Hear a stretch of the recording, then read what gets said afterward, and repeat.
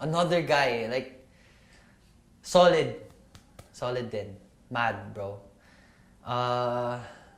Calm. Taping chair. For some reason, gusto ko explain. Taping chair, unang-una sa lahat, lagi siyang isa sa mga late dumating. So, nung time na kompleto pa kami at hindi na kami magkasya-kasya sa tent, isa siya sa mga hindi nakapaglagay ng upuan. Unang-una sa lahat, nag-taping siya, first taping niya, wala siyang upuan.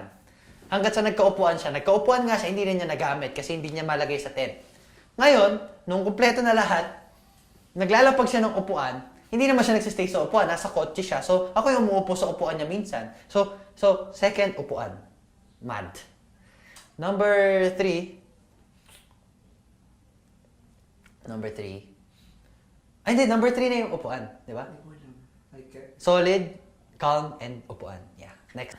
Okay, mga kapuso. Base sa mga pinagsasabi ko, hulaan nyo na lang kung sino yung mga taong tinutukoy ko tungkol sa mga cast. Alam kong alam niyo yan. Alam kong may mga idea kayo. So, comment down below kung sino-sino yung mga yan. Peace.